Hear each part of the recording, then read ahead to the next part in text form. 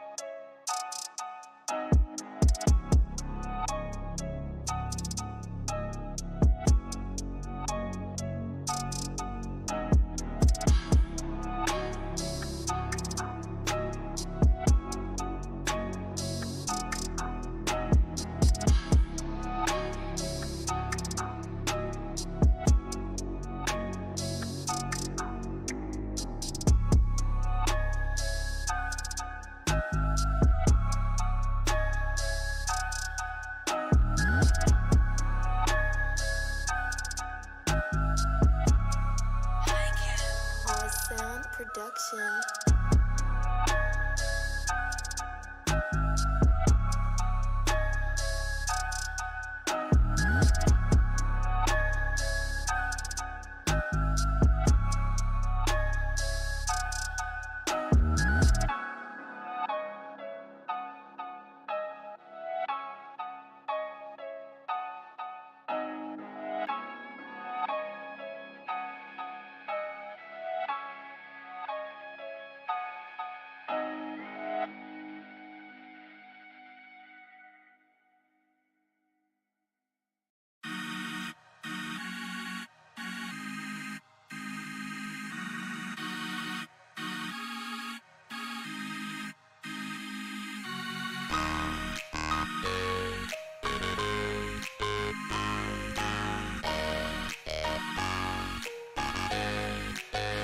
This is Phase Ed Music.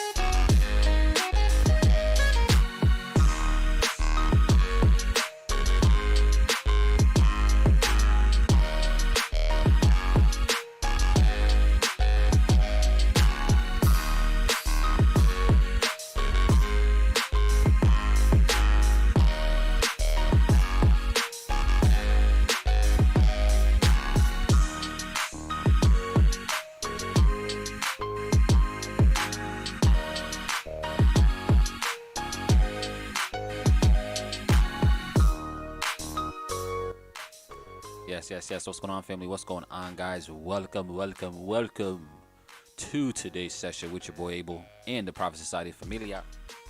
Super excited to be here with every single one of y'all that's watching. What's going on, fam? How are you guys feeling today in the chat?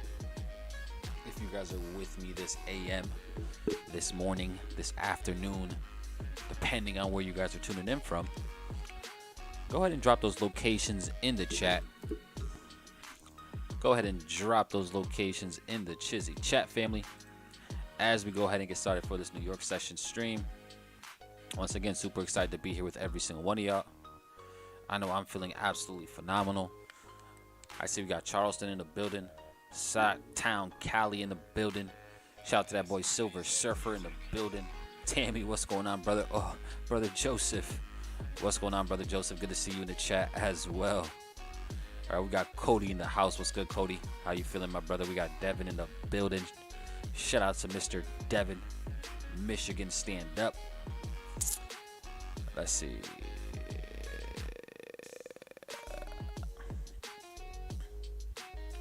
You a little low. How's that feel? Is that a little bit better? I didn't want to start to yell, but y'all gonna make me yell. All right, see the Bahamas, the unknown planet, the Live 1-8, Sunny Isles, Florida, Ohio, Pensacola, New Mexico in the building as well, family. So quick update.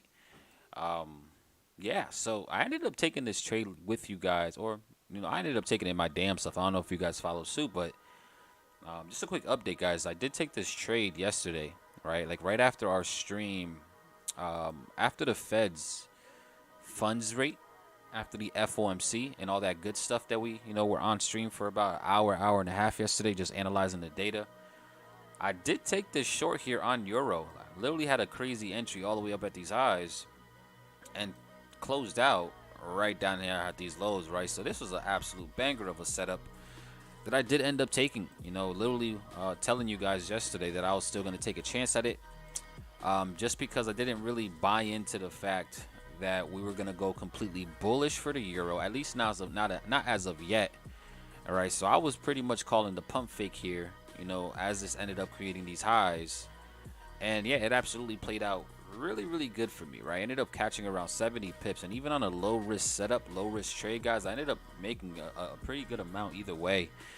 All right, so that's just something that I wanted to start off the stream with, just going over that, because it was something that was an absolute banger that actually ended up, doing its thing. But since yesterday's stream, there's been a lot of setups, guys, that actually ended up playing out pretty well, right? Starting with this GJ. This pound yen, guys, did absolutely crazy, right? Like, it went absolutely crazy yesterday. Ended up going for around 200 pips to the upside, literally from that area that I told you guys that I was watching, right? Remember what I said? I wanted to see price come back down into this range. The market literally tapped into that level and then just absolutely started to fly to go ahead and target all of these different levels of liquidity that we had built up. And I mean, yeah, it did really well as well. Now, unfortunately, I wasn't in this trade. I mean, it is what it is. I don't mind it. But for anybody that was possibly in it, it did end up playing out really well, right? It did play out really well, guys, for sure, for that GJ. So if anybody did keep their eye on that GJ, that's pretty much what happened with it, right? But overall, guys, it's been a very interesting past 24 hours, you can say. Just seeing how the market has been reacting and responding to the data that was released overall from the Fed. But there was actually a lot more data that actually just came out as well, guys, right? I'm talking about, like, we actually had, let me actually go ahead and turn this music off, right? We actually had a bunch of different central banks this week, right, that had interest rates decisions, right? Starting off with the Swiss franc, the ECB, the BOE, right? The European Central Bank, the Bank of England, right? They all literally had interest rate decisions, guys, on top of the Fed's interest rate decision all this entire week, right? So this was the week for interest rate haven, right, where every single central bank, it seemed like, made a decision, right? And the crazy thing is, every single central bank that did have interest rate decisions this week ended up raising their interest rates by around 50 basis points, right? Like, literally every single one, right? We're talking about, again, here with the Swiss franc, right? They raised their interest rates by 50 basis points. Now they're around 1%. We had the Bank of England. They raised their interest rates by 50 basis points, right? Then we just had, literally about 20 minutes ago, right, we just had the ECB also raise their interest rates by 50 basis points, right? So it's a very volatile morning. Well, you would expect it to be a very volatile morning, guys, just based off all the news releases that we experienced. Now, looking at the markets as a whole, it's not that much volume behind these pushes that you would initially expect, right? Especially with so much tier one, what I like to consider tier one data releases that's coming out. Right, so that's very interesting to see. Like I said, we will get into a lot of that, guys, as the rest of the team does end up jumping on.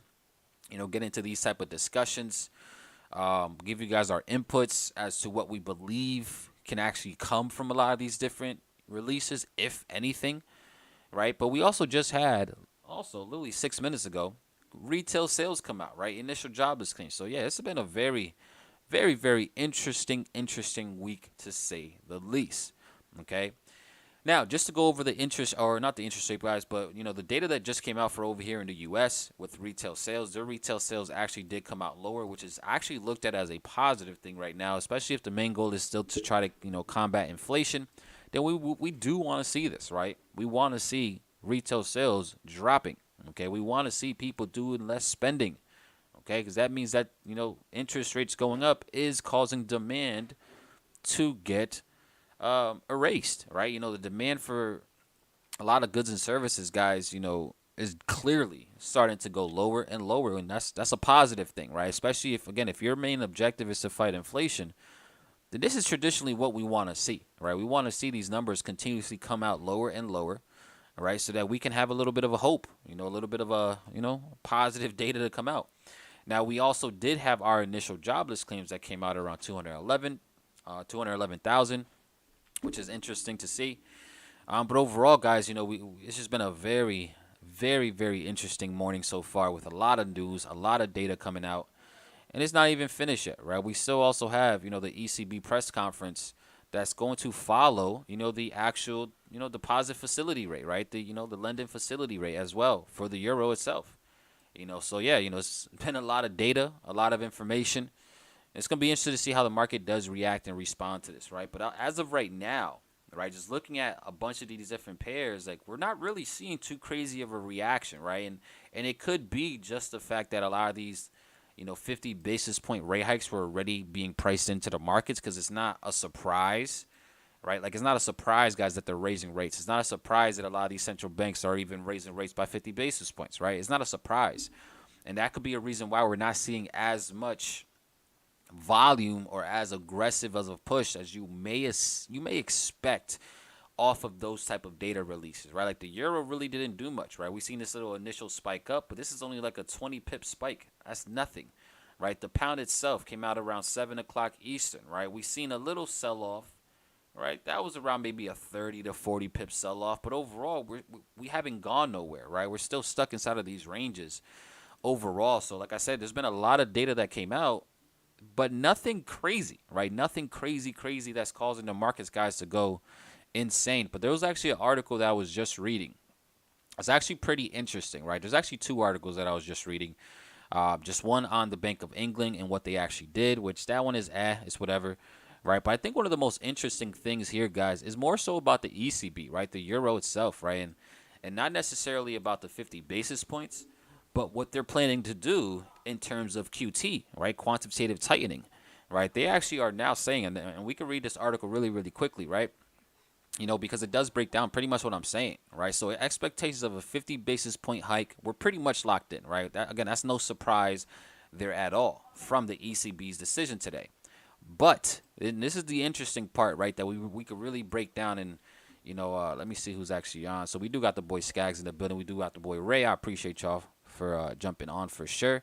But this is something that I definitely want to see, Skaggs' thoughts and opinions on, and your guys' as well, guys, in the community, right? I also want to see your guys' thoughts and opinions on this move right here, right, where they're saying that the timing, right, because, again, they're planning to start quantitative tightening, right, over there, right, for the ECB as a whole. They're planning to do it, I believe. When did it say? I think in March, that they're planning on actually, in March at a measured, predictable pace. They're going to start to, remove 15 billion euros, okay, on a monthly perspective, a monthly basis, guys, from their balance sheet, right? They're going to start, tightening up overall, like what I believed and what I thought they were already doing, right? So this is the interesting part of this whole thing, is the fact that now they're actually talking about, implementing some QT on top of all these interest rate hikes that we've been seeing, right? So That's definitely a topic of discussion in itself to see how the market is going to react to something like that. Obviously with QT guys, more so than not, that is usually a bullish thing for the currency, a bearish thing for the actual equity markets over there traditionally. So we'll see, right? We'll see ultimately what the market does end up doing. But that's just, just a few headlines, guys, that I pretty much been picking up and been reading on, to start off today, right? It's been a very interesting morning to say the least, though. And then we'll see ultimately what the market does end up doing to finish out the day, right? But before we even get into any of that, like I said, we do got the guys on the call today. So Skaggs, Ray, good morning, my guys. How are you guys feeling? You guys feeling amazing? You guys feeling great? I know I'm feeling blessed and excited to see how you guys are feeling and how your guys' trading day went yesterday. So how are you guys feeling? Yes, sir. Good morning, bro. Yeah, not feeling good this morning. Actually back at the desktop, which is always a beautiful thing, right? Just feels way better having my bigger screen and everything like that. So, Oh yeah, I'm pretty yeah. excited. I will say in regards to trading, with yesterday and stuff, I flip-flopped around a lot yesterday, kind of because as I was consuming data, right? So like as like Abel was just saying, there's been a lot of news that has come out recently, just specifically with the Fed. And then I'll be honest with you guys, I was a bad trader and did not realize the Bank of England or the ECB were also releasing monetary policies this week. It's been a crazy week for Um, sure. yeah, so I mean, we checked the calendar on Sunday, and I must have just like stopped reading after the Fed because I I I was the one that went over the news for the week, and I didn't even realize. So yeah, just about 15 minutes ago, when EU was starting to get volatile, I was like, "What is going on?" Like randomly on a Thursday right now. And now I know. So yeah, we'll have to dive into some of this data today. I did end up going short on EU yesterday, ultimately after kind of again like flip flopping around on what I wanted to do in terms of holding my buys or just maybe even like hedging it to the short side. And I kind of took that same trade that Abel took. It did run for a good amount of pips. I still do have this position at risk, but now that I know that the ECB is kind of releasing some interesting data here, I Hmm. may want to just exit my short completely. Because you were just kind of talking about this as well, bro. Like they're really looking to tighten up their monetary policy over there. And if you really think about it, they're only at about what 2.5%. Hmm. So they've only recently started increasing rates, right? A lot of you might not know this. Maybe you're brand new. Maybe you guys have been with us and you do know this, but the Fed was increasing rates first, right? It took a little bit for the ECB to kind of kick up from that 0% rate, right? And then it took even longer for the Swiss franc to kind of move, and then we're still waiting for the yen to eventually make some sort of decision over there. Hmm. So the ECB is kind of lagging behind. So like they're kind of entering the phase now where the Fed was when they were like, okay, we're gonna get more aggressive and gonna go to 75. That's kind of like the vibe I'm getting from this recent release. Hmm. So yeah, we'll have to see what's good with that. It's definitely sending EU much higher today. Facts.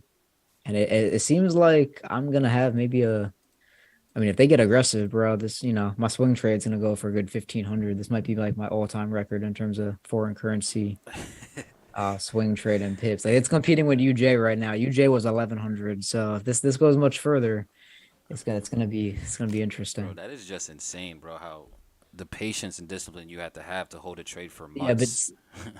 so everybody keeps saying that, and I'll just be honest with you. I mean, it is impressive. Don't get me wrong. This is nowhere near my longest hold time. This thing is only 2 months old. Only. Two and something. I held gold for like 8.5 months. So this is not even like it's not even competing right now in terms of like length of hold, but it is competing for like pip return because those other trades gold's unfair because it's way more volatile, so that doesn't count. That's more comparable to like Nasdaq and whatnot.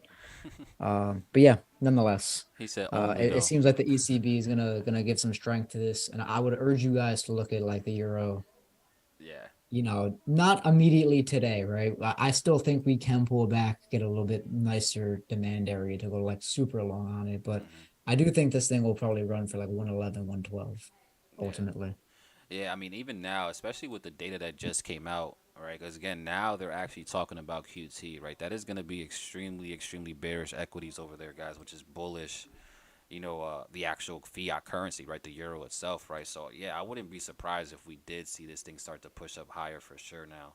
Yeah, and also keep in mind too, you had it's so now the game of tug of war here is changing, right? Because it's like for a while the Fed was aggressive on rates, and now the Fed is kind of like maybe even possibly think of like letting off the gas, like right? They've just started slowly taking their foot off the pedal, Yep. and like the ECB is starting to push down on that pedal. So things like EU specifically, in comparison to things like AU and NU and GU, right? Maybe the one that moves a lot smoother. Because if you go look at gold right now, the dollar is not this weak, right? Go like this thing is bare, so you can tell it's pure euro strength.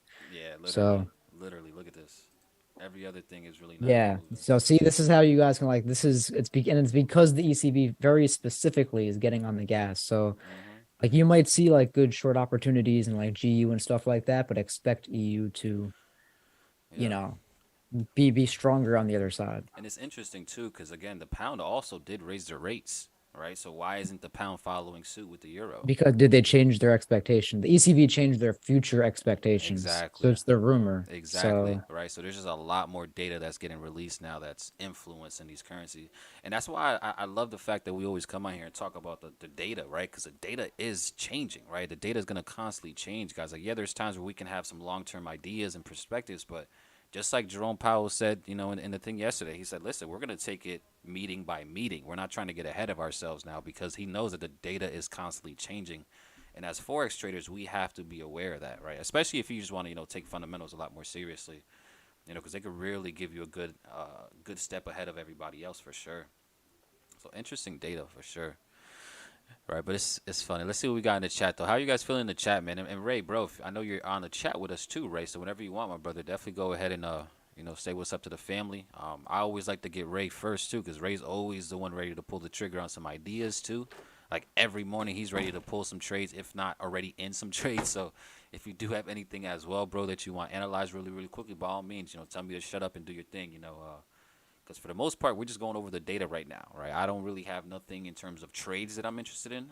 I did close out my trade on the euro pretty much at like the perfect level down here before the news, right? And the only reason why I needed to close this short was just because we're now touching into this, this area of demand that I expected at least some type of a pullback in, all right? So that's why I ended up closing out here. And then if anything, I was going to just look for another potential re-entry. But now, with this new data that's coming out with the euro, I'm just going to let the market play out, let it do what it has to do. And if, we take anything, we take anything, right? But, yeah, so that's pretty much where I'm at. But, yeah, interesting morning. It's been an interesting week, to say the least, all right? Just seeing everything that's been going on and how the market's been reacting and responding. I don't know. I still don't even think. I mean, we are seeing a little bit of momentum here for the euro, but it's not nothing as drastic as you would think, right? And it could just be because, again, the information is stuff that's already been expected with these, interest rate hikes, these 50 basis point ones. But I don't know. I'm interested to see how this thing actually plays out for sure. I'm still looking at EU shorts. Um, I'm still holding my shorts. Hmm. Yeah, nice. Let's get it. I mean, listen, we could like look at this right here. We just ran these high, and we're getting this nice strong reaction. Yeah, that's what I'm saying. That's why that's why I like it. It just looks like again like the news came out. It gave the ECB a little bit of a pump. But again, guys, these are like when you know that they're gonna do something in the future, you just have to kind of put that in the back of your head, Yeah. right? So like now I know to expect EU to remain stronger than all the other currency pairs that are attached to the US dollar because they're the one that's gonna be in the future more aggressive. So it was a nice little rally, but again, the market does need to correct to some stronger demand. Like it Hmm. really need like if you go to like the 1 hour or 4 hour, like let's go take some of these lows. There's a lot of lows that can go and get taken. There's a lot of inefficiency we can go target. A lot. Like there really is Uh a lot.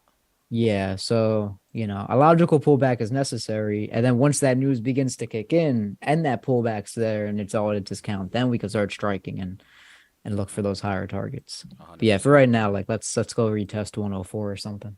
Yeah, nah, I agree. And what we could look at too, guys, if you guys do want to look for a potential re-entry, I mean, I really, really love this play right here, right? So if we do, I'm not interested in anywhere right now. I mean, I wouldn't mind taking it just because, again, I mean, this is what I'm personally gonna be looking for. If we do end up breaking this structure right here, and we create that quote unquote change of character, going from this higher high straight into a lower low. That's what I like to classify as like a change of character, going from like, you know, you know, one sequence uptrend strictly into like a, you guys get what I'm saying, right? Like I want to go from this higher high to this lower low sequence, and then from there, that can give us a potential re-entry as well, right? And I like that a lot better than just trying to jump in right now, because you really don't know. This could realistically just go back up if it truly wants to, right? But if we do see that nice change of character going from this higher high straight to this lower low, that will give me a lot more confidence to go ahead and look for that, you know, potential re-entry on the pullback, maybe back up to these 106.5 levels. So that's something we can keep our eyes on this morning. See what the market does end up giving us for sure, and seeing if we could get another entry. But as of right now, I'm flat. I'm not in no trades right now, so I'm just chilling, seeing what the market gives us overall. Let's see. I'm just trying to feed my family. Could have bought a Wraith in 2005. Listen, Kosi, bro, you're well on your way, right? Because you know there's a few people, the guys that are in our communities are extremely active. And I don't think anybody's more active than Kosi, right? Especially over there in you know, the teenage traders chats. That man is constantly in there providing value, right? So Kosi, there's no surprise, bro. I will not be surprised once you do go ahead and accomplish every goal that you create for yourself, because you're constantly active, right? You're showing up. You know, you're putting in the work. You're giving yourself, you know, opportunities to get better, and that's the biggest thing for sure. And there's a lot of you guys like that as well. Let's see. I'm done for the year. Got one trade opened. Only GJ shorts. That's interesting, right? GJ shorts. That's another one that I like. That's good. I don't know who said that. Eric. Shout out to Eric. Yeah, okay. He took it after that 169. I know that boy's always watching. Yeah. Mm-hmm. I would recommend that as well, personally. If I was looking to trade GJ, I mean, I probably will look for an entry because it's yeah, this thing looks ready. Yeah, very interesting for sure. If she comes up to 168.60, I'm probably gonna pull the trigger. 168.60. Yeah, give me 168.60 and I'd pull the trigger. Nice. Yeah, I like it. I'm with you guys. I mean, this buy move that I was talking about yesterday went for 200 pips. I'm upset I didn't take it myself, but Yeah, now, that was beautiful too. What was that? Where was that at? I must have missed that one. yeah, bro, it went insane. Like Yeah, no, that's yeah, bro. You sniping that? What? Come on, bro. literally right down at these lows, and I just You called that last night? uh, not last night. We talked about it on our New York session stream. Like, Oh, okay. yeah, I yesterday must morning. have. I didn't take it though because when it actually got into that level, we were talking to the community, right? And you know how that goes, right? We're so caught Yeah. up with answering questions and looking at so many other charts and pairs that we just completely miss out. But yeah, it was a banger. This thing did exactly what I expected it to and exactly where I wanted it to. And we got a nice reaction too from where I took profit or where I would have taken profit from. So we'll see how that plays out. Let's see what else we got here. Yeah, Good. I'm chilling as well this morning. I don't see nothing that interests me, believe it or not. That's why I like to get to you first, bro, before anybody. Cause you're usually either in a trade already or damn near ready to pull a trigger. Nah, not today, bro. Like I'm really I might be done for the year, honestly. And I just want to self-reflect a bit, get my goals in order, go into 2021 with the right attitude. Oh, we But going backwards with you. He said right. 2021. Yeah, we going. I mean, hey, listen, I'm with it, bro. Let's go back to 2021. I'm with it. 2021 was an interesting year. I'm not even gonna lie. That's a fact. That was a. I'm with Ray as well. That's a good way to end your year, bro. Recap, adjust, set some new goals. Ray. I will give you. I do want this question for you, Ray. Right? What do you think about this EU that I was just talking about? Like how we seen this nice run up, break a structure, we came back down. This is what I would consider somewhat like a change of character because we just took out previous demand. Like, what do you think about this on the 1 minute right here?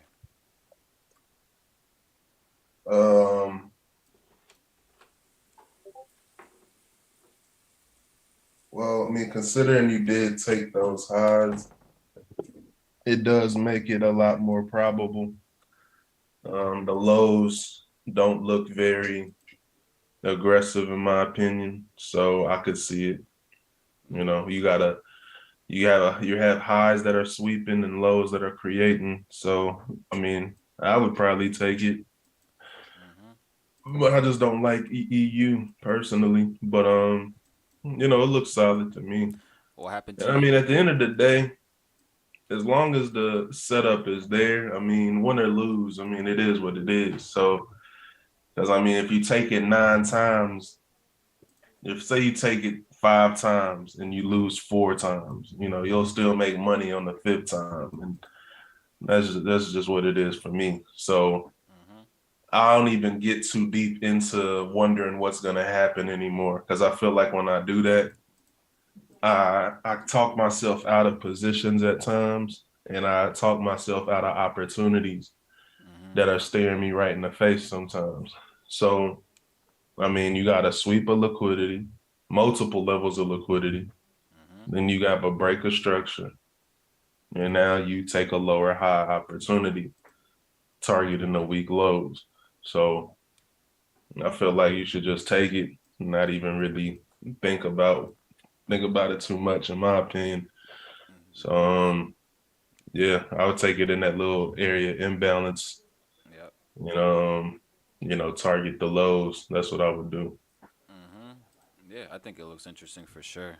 Especially like you said, I think these lows are extremely weak. I don't really see nothing crazy except for these equal lows that are just staring at me right now. Hmm. So yeah, I mean, I like it. I like it. So we'll see what happens though. This is definitely lower time frame trading for y'all. Literally, just like what Ray always says, like yo, if you go to lower time frame, the setup is the setup, right? It's usually the same exact thing, right? The market is fractal, so the same plays we look for on the 4 hour, 1 hour daily is the same shit we're looking at the small time frames.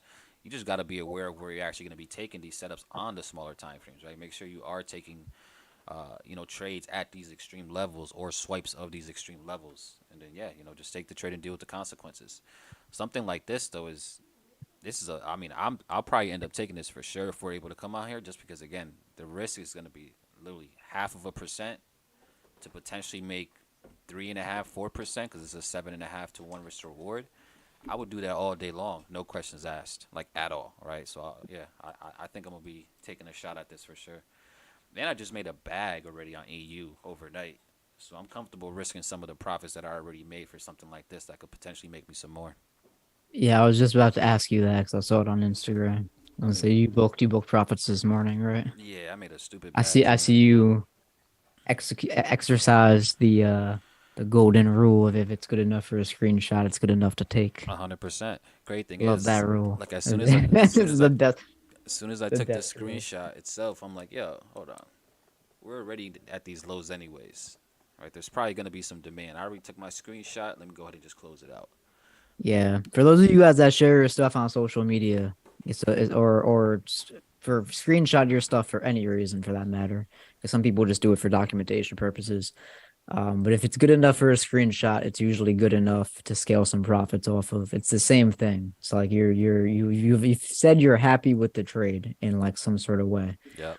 right? You put action behind your emotion. So if you didn't also close something, then you should probably look into that because it's ego that wants to share it and it's greed that wants to hold it. And you should probably be able to learn how to Sheesh. neutralize that. Say that again, bro. One more time, cause that's a bar. What you just said. Sheesh.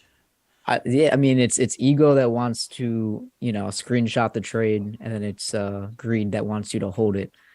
So you Mm. feel good when you look at the chart, you want to share it because you call all the trades move very nicely. And then you go back into MT4 and you look at the money and you say, oh, cool, like this would be like nice if I made some more. And it's gonna force you to hold it.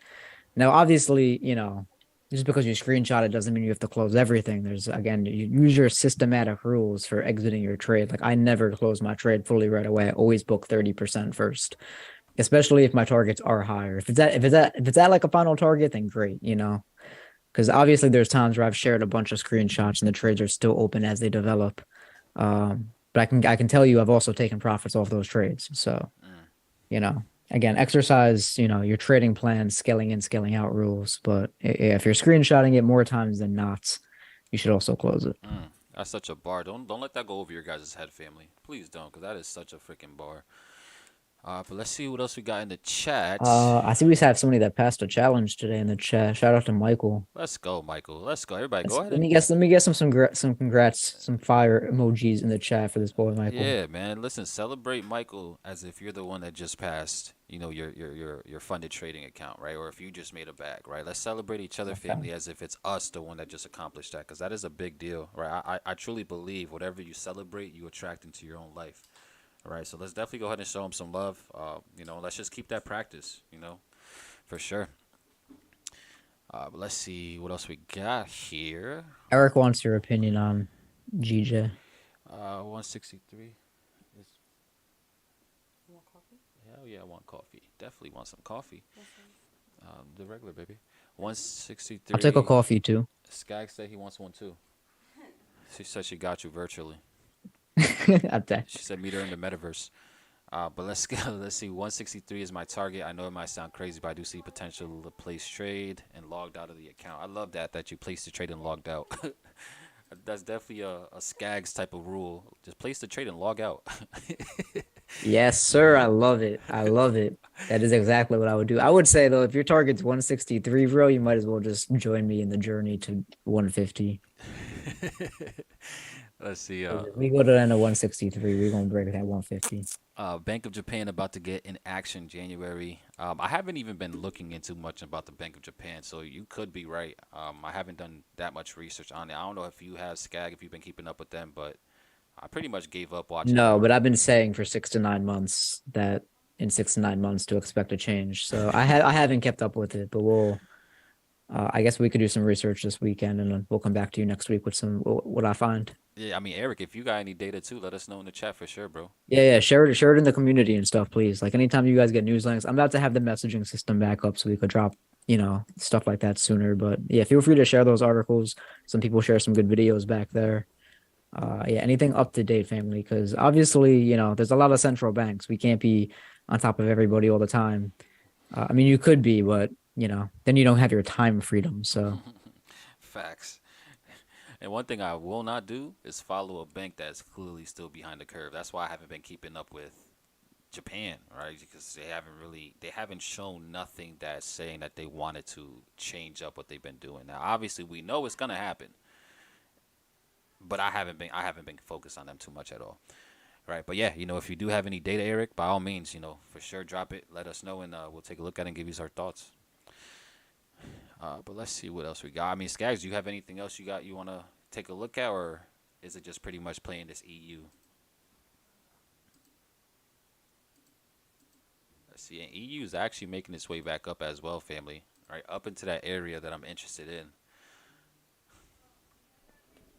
All right, so I'm going to be risking about 0.5%, literally just a 0.5% on this move.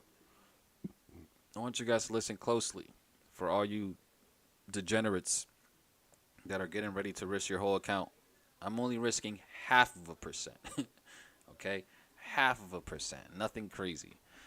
But I will tell you this: I'm gonna probably wait for this market to actually give me some type of a reversal candle that I really like looking for, right? So either a nice, engulfing off of these highs up here, could definitely signify for me to get in.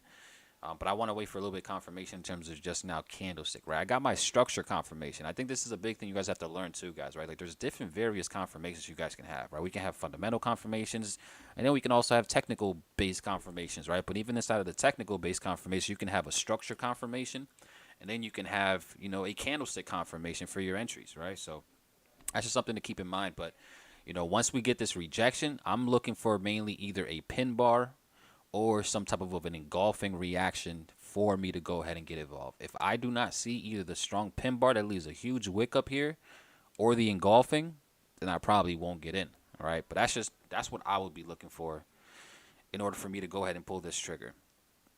But even if you wanted just to pull the trigger now, again, the risk is going to be very minimal, right? We're talking about 7.5 pips, all right? So the risk is still going to be great. Even if you did just want to, you know what? I'm just going to take it from right here. I'm not going to talk too much. I'm just going to take it from right here. Risk this 0.5%. Little 8 pip stop loss. And then we'll go ahead and just deal with what happens, right? If I take an 8 pip stop loss, I don't really care. It's only 8 pips, right? Or only 0.5% anyways. So we'll see. If you wanted to wait though for more confirmations, then by all means you can do that as well. Wait for this engulfing candle to come in, wait for something to show itself, a pin bar, show some rejections up here, and then you can also go ahead and get involved and see what happens. All right? I'm gonna wait for this little bit of a wick fill, and then I'm probably gonna join you. Yeah, we'll see what happens. Although well, I mean, well, yeah, technically, you're right. I do expect it to kind of like fill the hour wick. Is that the hour? That's a 10-minute. Yeah, fill that hour wick, and then once that starts to come back down, I'm gonna look to take it. Okay, so now when we come back into range, Yeah, is when you and start whenever to- there's like a wick like that on the hour, more times than not, especially like right now, it's 9:06. It's usually gonna fill the wick. That's like a common little tactic that I use. Crazy thing is, I ain't even noticed those wicks on the higher time frame. I was stuck on lowers. Yeah, it's you gotta yeah. Gotta be It's tough, aware. 'cause the zone is nice, but you can't get lost in that 1-3-5 minute. That's a fact. That You is know, a so fact. Yeah, so I'm let's probably see. gonna end up executing on it here in a moment, though, depending what it does. Yeah, let's see. Let's see how the market reacts. Now, full transparency, I am in this trade, and I wasn't even able to set my stop loss fast enough, so I'm just holding this now, unfortunately. Oh, you enter like me. Yeah, I wasn't able to Yeah, set. I don't type it in either, especially if I'm trying to get like a specific entry. I don't like to I didn't want to waste no mess time. around. Yeah, I don't like to mess around on the trade screen. Yeah, so I'm already in this position. Unfortunately, I mean it's not even unfortunately, but I'm about to take it already right in it. now. So now, Although I'm running my stop a little bit different. oh, never mind. The euro is gaining massive strength. Look at this thing. Yeah, I'm down 2 pips, 760. Whew, look at this strength. Yeah, no, I'm out. Yeah, nah. I cut mine at 9. Yeah, I'm out too. I'm gonna wait. It's cool. Like I said, the ECB is gonna go. So Let's see, interesting man. up here. I'll still retake it if I need to, because I was originally gonna run that 25 pip stop all the way up to 107.05. Damn, look at this reaction, baby. Look at this thing go. Yeah, there's no volume here though. None. Look at this thing go.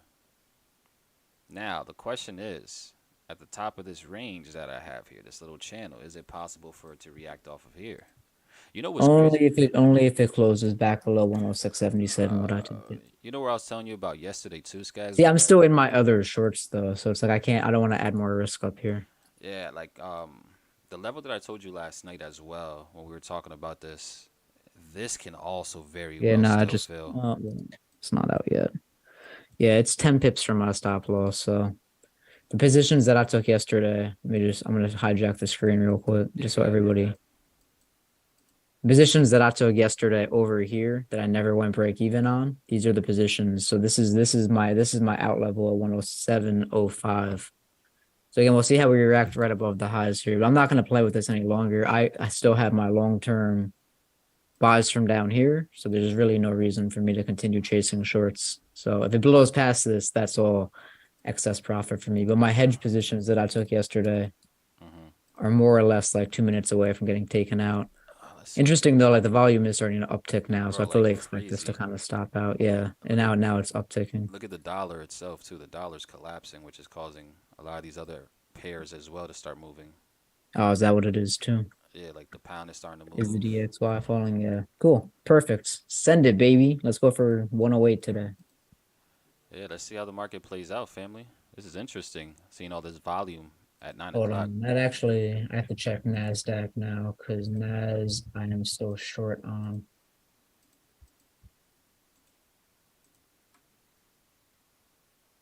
Let me just make sure this took me out of my trades. Okay. Let's see. Do we think Nasdaq's gonna follow then at the open? That's what I'm saying. This is interesting. This is a lot of Yeah, it's a lot of dollar sell off. dollars selling off early. Like this thing just dropped. I wonder, was there any news, any data? No. I don't think so. Trying to see if there's opportunity somewhere to actually, because I mean, look, this doesn't even gold has barely moved. GU has barely moved. Yeah, this is just euro strength. I'm pretty sure. Yeah, look at EA. Yeah, it's just the wrong dollar pair to be trying to trade. For sure. I Uh, think those like QT another thing you could do is headlines. like look at Euro JPY, very very strong, and UJ, yeah. So it's purely Euro strength off the Literally. backbone of that news of expectations. And then, I mean they just had the conference too, didn't they? Speech. Oh yeah, it is live right now. See, guys, So come on, there's family. probably some comments being said that Come they're gonna on, get. family in the chat. Y'all supposed to warn us that the press conference was starting. Oh wait. No, that was supposed to be you. You were monitoring. Just played. Actually, Greg did put it in the chat too. Shout out to you, Greg. ECB press conference started at 8:45. That could be honestly the real reason why. Yeah, that's 100% why. There was something just said. So let's go check. Where's Twitter saying? Yo, you know what's crazy? I actually found this new website that's actually really, really dope. That actually is really, really fire. I'm actually gonna start using this a lot more. Let me actually show you this, Gags. This thing is you might actually find this interesting too. Let me actually share my screen real quick. So this right here is something I've been using. Just a free plan, obviously. Just I literally found out about this a few days ago. I seen somebody else on YouTube that was using it, and this dashboard is next level in terms of all the type of news events that you can think of, right? So if there is something happening with the euro, we can find out right now. Let's see what's going on. Let's see what we got. And we got all the Twitter feeds over here too on the side, which is pretty fire. Like literally all the top financial Twitters over here. Let's see. Expect to raise. Quafen? Interesting. Yeah, this thing is dope, bro. I literally found it at the beginning of the week and just been testing it to see, and this thing is fire. I actually might upgrade to the paid subscription because you get access to so much more data. How much is it pay? This is just a different version It's of a cheap. Bloomberg terminal. Yeah, this is super cheap too for the price, like $15 a month. Oh, it's like $70 for them for everything and plus US mutual fund data, unlimited custom formulas. Custom formulas. Okay, that interests me. That's what I'm saying. This thing is pretty dope. I didn't want to bring it to you guys just yet, family, because I wanted to make sure it's valid. But this thing looks like you could literally compare interest rate. Like you could do so much stuff with this little platform right here. So much Yeah, I would kind stuff. of just want it for the update. I mean, this is all cool when you're doing like your own little research, but yeah, those. I mean, the Twitter updates or whatever, but Let's see. I'm curious if it leads the market or if it's just a compiler. Because like a compiler is cool. You know, I'll pay like $15 for a compiler, which basically just means it brings in, stuff from a whole bunch of different sources. So obviously you have the finance tweets, trending news, latest news, and like you could see all the different sources on the right. That's what like a compiler does. And then if you had something that was like actually like publishing news and it was getting it out to you before those sources, that's a little bit different. But yeah, the articles that I'm reading don't really support um, what we're seeing, which makes me think that these are not up to date with the comments. Because it says ECB slows pace of rate hikes, confirms bond retreat. I don't know why they're saying yeah, so ECB vows significantly higher rates after half point hike.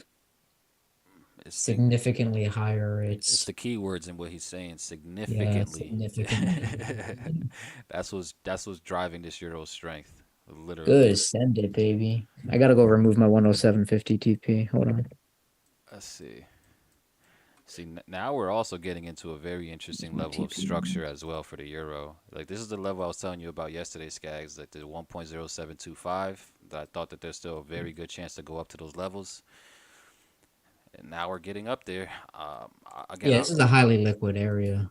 That's why like I've been trying to hedge too. It's because like a lot could happen up here, right? You can get price action like what you're getting now where you're kind of like ripping through it like it's butter. Or you can get really obviously quick rejections off of it. So, you know, again, that's why I hedged my positions and I didn't just close, right? This is why I tell you guys like when I have these long-term positions from like 96, everyone's like, "Oh, how do you hold it for so long?" And it's like, "Well, how do you not? Like, what reason do I have to close it where it's 1,000 pips in profit? Like, I'm okay if I close this at plus 500 pips, I'm content. So like, I already know I could lose 50% of this and still like laugh to the bank. Like, I'm cool with it. So when I'm looking at like these positions up here, like, or exploring these like potential short ideas and like hedges against my main position, It's really like a just in case this does pull back and like wants to be annoying. But like me taking a 15, 20 pip loss and then it running, 30, 40, 50, 60, 70 pips beyond where I got stopped out, it's the loss is instantly negated. Like there actually is no real loss unless it comes back below that level. And then technically I could be, suffering from that 20, 30 pip loss. But yeah, we're heading towards interesting levels. I think I'm probably going to stop looking to the bearish side until we breach 108, like until we breach above 108 and maybe even flirt with like 109, maybe at that point. But you have to take the news for what it is. The ECB is signaling they're going to get more aggressive. The dollar is signaling they might be easing off the gas. I'm in no way surprised that this is continuing rampant. Yeah, not for sure. I agree. And again, it's in the keywords that they be saying in these speeches, guys. Like he's clearly saying they're going to be. I mean, you combine with what he's saying in his press conference right now, which they're saying they're going to be a lot more aggressive. On top of that, with the QT talk, oh yeah, that is definitely bullish the currency. So we'll see. Yeah, but I don't know. The only thing is, I just don't like the volume on the that's why volume is a tough indicator because it does, for more times than not, give you like early warnings. Like, watch, let me hijack this real quick and just show you guys how annoying volume can be to some degree. So it's like you're looking. First off, like let me clean up this chart real quick. So first off, don't need this line or this stupid blue box. Or any of that or that or that. And honestly, I don't know what happened to my background, but I changed my chart colors. And I don't know why my background didn't stick. I wanted to use the Profit Society colors.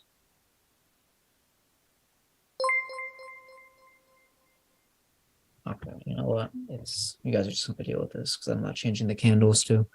All right, so let's look at three points of interest, right? Which is basically gonna be let me move the zoom thing out of my way.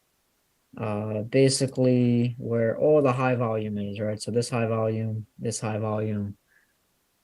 and then like we're gonna take a look at this as well because we're comparing it to what happened now.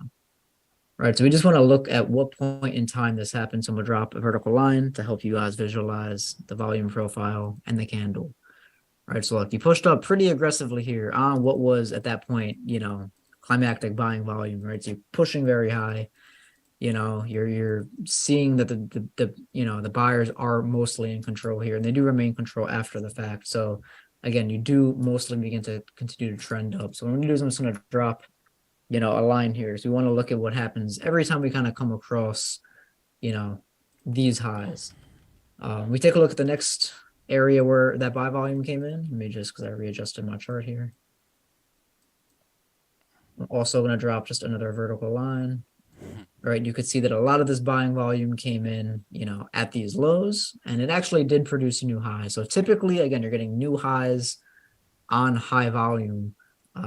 Technically speaking, would usually be a bullish sign, right? Because you're moving higher, you're breaking resistances on high effort moves.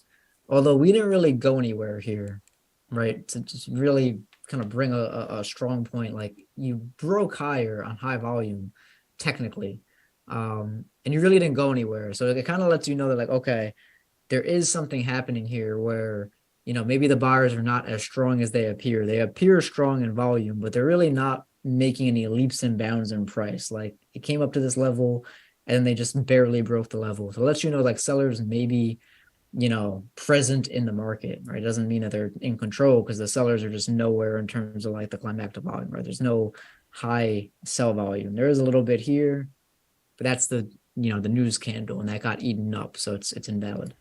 Now we're looking at price again, and price continues to move higher. Right now, it's moving even higher than it was when we had the volume here, but like the volume is getting lower, right? So this is what we talk about when we look at like efforts to like results divergence, right? So price action to volume divergence is basically what we're looking at here, right? You're continuing to create higher highs, but the effort behind those highs is beginning to diminish. So it's like, yeah, this move, is kind of strong, but if we kind of zoom out on the chart, again, right, zoom out on the chart, you are playing into very again, interesting levels. I mean, if you're gonna play with some sort of order block, I mean, well, you're already above this.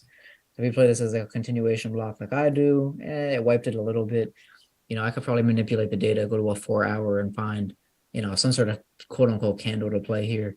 But again, the idea is you're still moving up into major supply. So, volume can be tricky in this sense because again, it may be flashing that buyers are in control, but ultimately there's really not much result from their action. And now you're getting a lot of result, prices moving a lot, but the buyers are not really here. Like they're not actually like active in the market. So when we look at this from like a Wyckofian standpoint, following like accumulation, reaccumulation, distribution, redistribution, and so on and so forth. You might play this with the idea that like, yeah, this was like a reaccumulation, but it's going to be unsustainable. So what we're going to like look for here, and again, I will continue to hedge my position as a 1-to-1, like, because again, my position is different. So for those of you that are not hedged, it's a little bit of a different risk. But the idea here may be that, like, again, you're getting this high price effort. If we begin to flirt back below like this level, right, and we start to see sellers come in, so like the sell volume starts to supersede this, and we move back below this level, we could look at this as like, a potential peak to fade off from. Now, again, it doesn't always work out like that. There's always, systematic failures. So no matter what system you use, it's going to be a percentage of trades that just very simply don't work. We might look at this as like some potential UTAD. It all depends if the sellers now capitalize on the fact that the buyers are just not as present in fresh pricing. So for those of you that are studying volume, like understand there's going to be times where you start this price action to volume divergence kind of starts to happen. Even here, even if you saw this strong 1 hour sell volume, and we now just made a new high on lower buy volume. Like there's just a lot of volume divergence, right? So this may let us know that something is coming, but we have to wait for further price action confirmation. And some of those things again, returns back below into the range, live OBs that may form up here, like if this candle closes down, below like this level, and it's a really strong engulfing candle that has a really nice volume on it, okay, we might chase that play and have to play to. There's a lot of things that you could do with volume.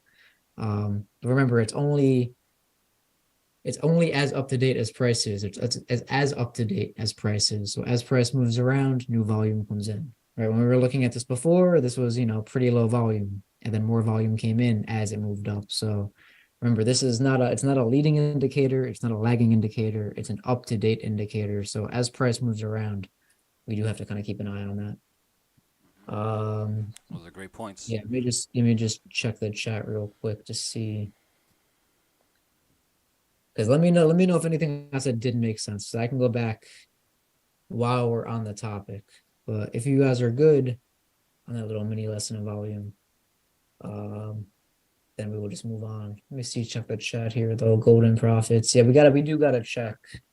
Again, some of this other stuff might be like better to take. Like yeah, the gold was better to take on live OB retests.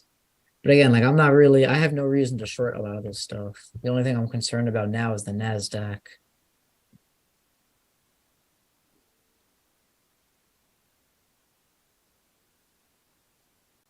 Yeah, I have new sell entries on NASDAQ from like this area. I'm going to actually close those out. Oh no, I never entered yesterday, did I? Oh, I never did enter. Interesting. That's okay. So, I mean, I have the ones from up here that we took 2 days ago after CPI, but the CPI entries are still live. If you're still in this NASDAQ from up here with me, we took shorts up here.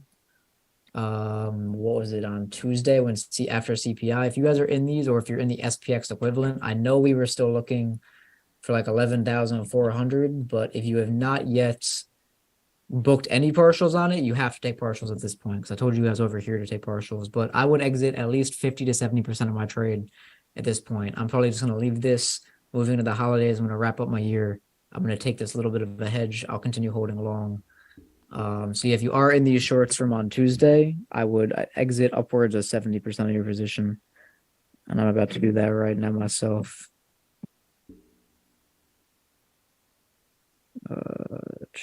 Beautiful. Okay. Lock that money in. And honestly, I'm gonna watch this at the open because we might be able to Mm-hmm. snag something on this if a lot of these dollar moves are true. That's a fact. Let's see how it happens. Yeah, see, EU's already kind of fading off from this lack of sustainable demand. Let's see. If I regret closing the NASDAQ, well, I won't regret it. It's okay. It's holiday money. We're okay. Yo, Jude, I'm mad as hell that you closed EA as well, bro. I'm not even gonna lie to you, because EA is still flying. Yeah, I told him yesterday because I know the original targets for it was above this wick because I teach the wick fill, and then I know he exited here, and I was talking about it here. I was like, yeah, because it was a beautiful catch. The trade was a beautiful catch Yeah, it was. nonetheless. Beautiful, beautiful, beautiful catch. But I did say like when it was over here, I was like, honestly, like it was a pretty good exit. Cleared the highs. Got out before the rejection. But sometimes you got to know what you have. It's like you saw the wick. It's like this is a good exit, but the reaction from here wasn't enough to take you out of your trade. So a Mm-hmm. little bit of patience and you know maybe 300 pips. Yeah, I'd be sick too. It's all good. Toss it up to a lesson, journal it, and then you'll catch you. And now you know what to do with the next one, right? Scale just that 30%. Like I said, take those partials and then just ride at break even. You know. That's a fact. But nonetheless, I'm still proud of you. That's one thing I gotta start doing a lot more too, is just closing partials, like you're saying, just let the remainder ride. Because I definitely got away from that. I used to do that all the time, but got away from it. I gotta get Yeah, back into it. I mean, sometimes it works, sometimes it doesn't. Sometimes you book the 30%, and then it does come hit you at break. It's a double-edged sword. You're gonna regret when you don't do it, and then when you do it, you're also gonna have regrets. Like it's each trade is different. Sometimes it comes back and hits you at break even. You're like, damn, I wish I closed 100%. And then there's times like now where you're like, damn, I wish I only closed 30%. You have to get comfortable with those decisions at the end of the day. That's a fact. I just closed NASDAQ. If NAS opens now and it sinks another 200 points, like you don't think I'm going to be like a little, like, yeah, it's going to be like, oh man, like, why'd I make that decision? But again, I didn't close all of my position. I just closed half of my position. So you only, it limits the regret. Limits the regret. I like how you said that. Yeah, Yo, you're still going to have regret, but nonetheless. let's see. They said, "What's your thoughts on oil?" And somebody asked where you can learn more about volume. I mean, just so you guys are aware, family, right? Once we do officially launch the community, right, which the Profit Society is the community, we each will have our individual courses inside of that, right? So obviously, if your intention is to learn volume, Skaggs has an entire thing based on that. So definitely go ahead and grab his course for sure once it's available, and go ahead and consume all that volume, content that you can for sure. Yeah, Mark makes an interesting point too. He says, I didn't get the impression that the dollar was going to ease off the gas. I thought JPOW emphasized they were going to stay the course. Yeah, so your thoughts are this same as Abel's. Yeah, same thing here. Yeah, and like I fight that because they did ease off the gas. They did a lower rate hike than they have than the standard that was set for.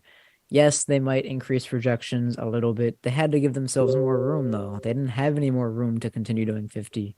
But the fact that we're going from 75 to 50 and then in the future probably to 25. I know he keeps saying we don't have the data. We don't, and they're right. We don't have the data.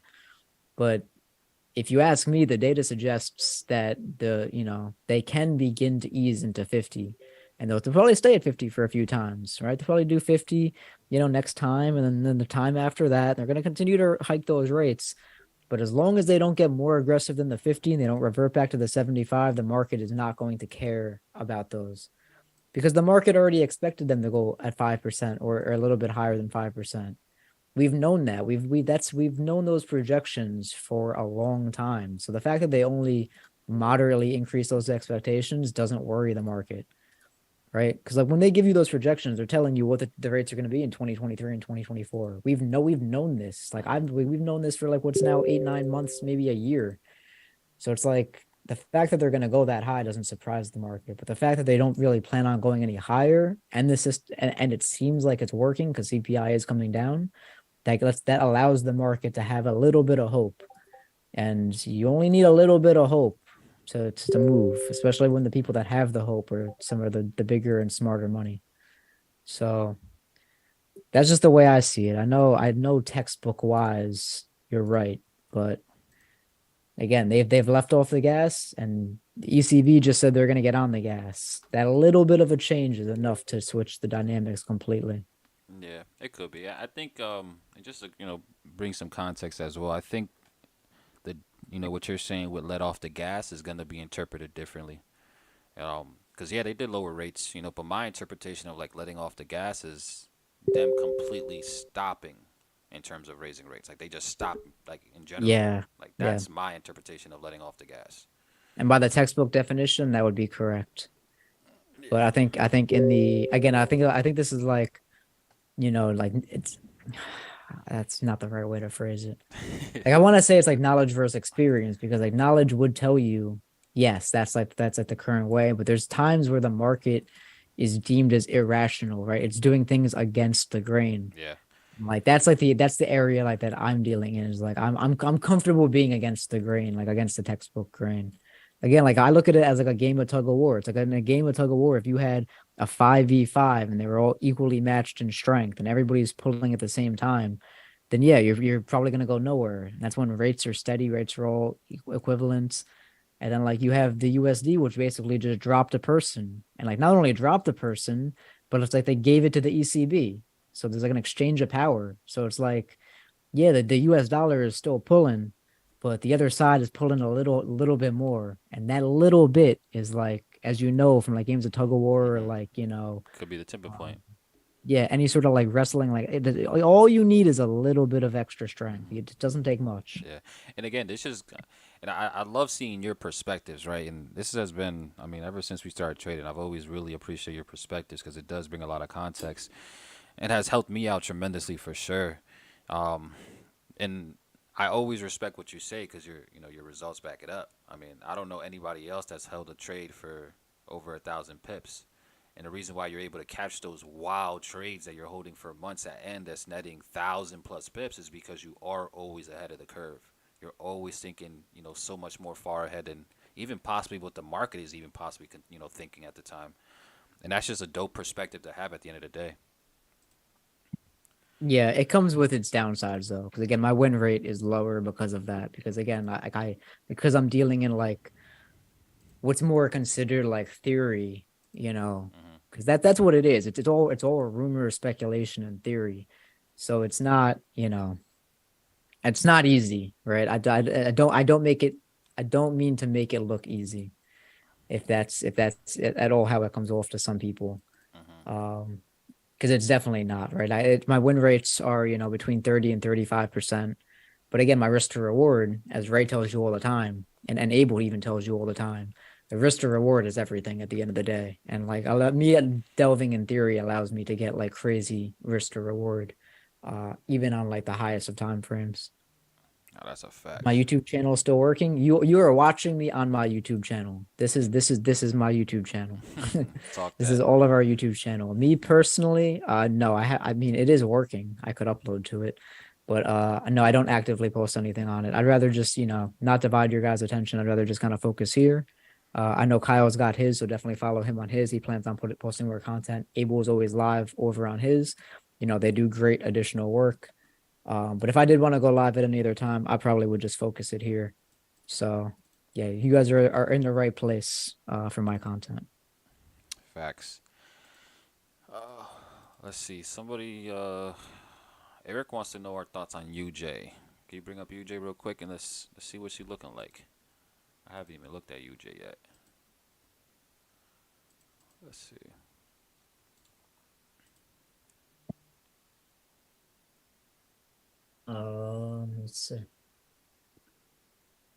Let's see. Let's see. First off, let me just delete all this other.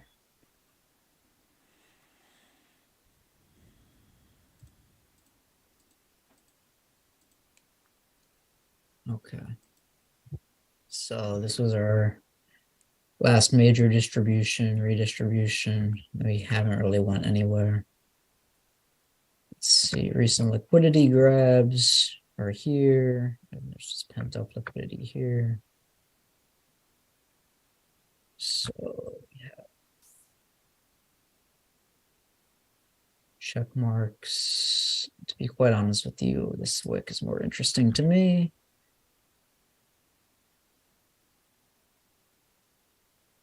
Okay, and then interestingly enough, too, we do have, this is currently a climax candle, so this could be what people normally consider an order block, but this could be a valid order block by my definition as well. Let's just see what volume looks like after this. Okay. All right, Ray. Enjoy, bro. Let's all get a thank you to Ray in the chat, by the way. He's hopping off. Boy's gonna go take care of some stuff. Yeah, so what I'm really looking at here is like the potential, like, is this a daily OB and do I want to trade away from this? Or is this just a level that's like warranting a current reaction, but ultimately is like gonna get shut down? Because we are trending to the downside. But when I inherently inspect some of this other stuff, so yeah, again, like, look, this is the same candle, right? So now we're like multi-time frame block structure. I kind of want to know what happened down here, but I need a reduced time frame for that. And then now we've also filled a bunch of inefficiency down here. So this market is efficient and moving to the upside. So if I was going to trade away from the efficiency, away from the order blocks, and we recently grabbed liquidity here, this might be like enough to warrant, you know, these highs being taken. We'll have to see what's good with this because this is a nice little sweep here before it fell, but I suspect we'll probably flirt with this wick as well because there's inefficiency here. So again, I'm going to trade away from the efficient, what looks to be an efficient market towards the inefficient market. I do see that the overall trend is like, quote unquote, down here, but it has minimal impact of what I'm looking at. Because you can say that this is a downtrend, but you could say like all of this is an uptrend. So it's like, you know, the people that delve into that, I'm going to trade from the efficient market to the inefficient market. So I do like this probably to the buy side. I think this does have more room to go up. And if I was going to look at this moving up and like this like actually being valid, we're probably going to come up and take like this again into this inefficiency. So I'm looking at this with the eyes of like, this is the main liquidity that I want to go capture. So this is going to be like, you know, my hourglass that I want to trade towards. My concern is there's really no nice grab liquidity that really like triggered any of this. But again, it's an efficient market, so I'm gonna give this the benefit of the doubt. But I'm gonna look to target probably above 142.40. Obviously I'm not in this, so I need to find some sort of way to, you know, get into this market. So I can only do this by going to lower time frames. But I did want to just inspect what happened over here a little bit. Yeah, okay, this all looks pretty good. The only liquidity that we've recently taken was, you know, all of this liquidity, which again is more or less marked on the other time frame, so I'm not going to do it again. But yeah, below this candle, did we grab below this last demand candle? Yeah, we did. Okay.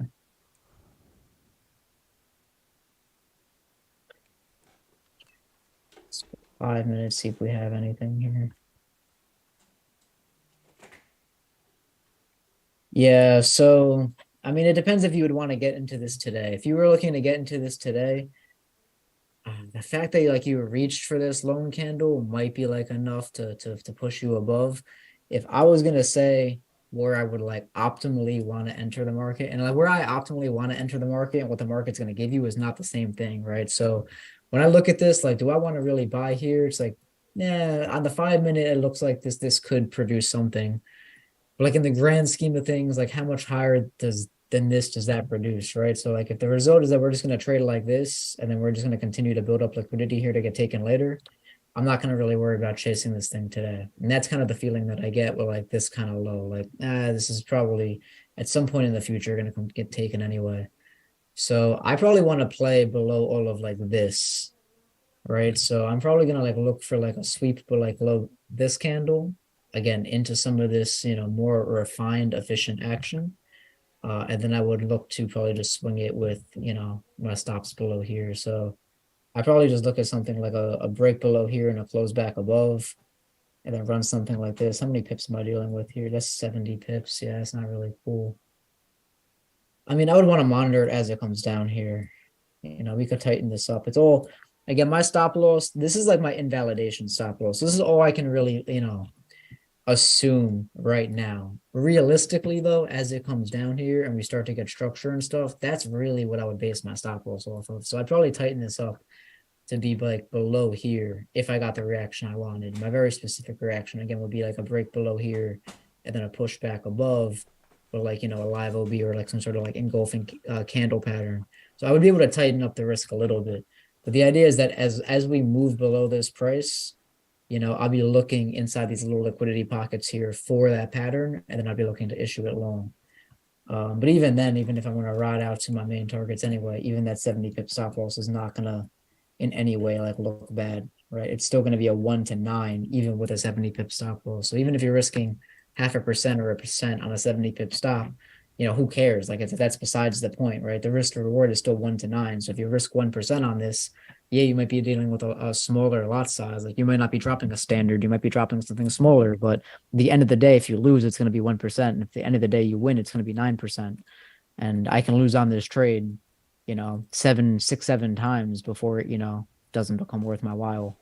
I mean, on this type of setup, not on this trade specifically, but on like a 1 to 9 setup. So yeah, this is probably more or less what I would look for. Again, you have a 2-hour lone candle here. That's probably on multiple time frames. Yeah, this is probably what I would look at based off what I currently see. Again, you might get a reaction off this little 5-minute today. I just think in the grander scheme of things that you come back to this level. And again, I'll be very patient too, waiting on this. Like, don't make no mistake. Like this, again, if this does get some strength behind it, it might even have enough power to push up to here. And then maybe taking this liquidity is enough to, again, give us like a broader correction that does come back, So I'm going to move with the market, but I'm not interested in taking this today on a Thursday, heading into a holiday week. Maybe this does trend really nice. If I miss it, I miss it. This would have been like cooler to look at while it was down here in that efficient, that old inefficient area. Yeah. So yeah, I'm not really looking at like doing too much with this, but that's what I foresee if I was going to look at it on like multiple time frames and like really break it down. Is I would be looking to trade it up into this 142.30 area, assuming that this is going to be the low. But obviously, I'm not going to run a stop, that wide. If it breaks below this, I'd want to reassess the trade entirely.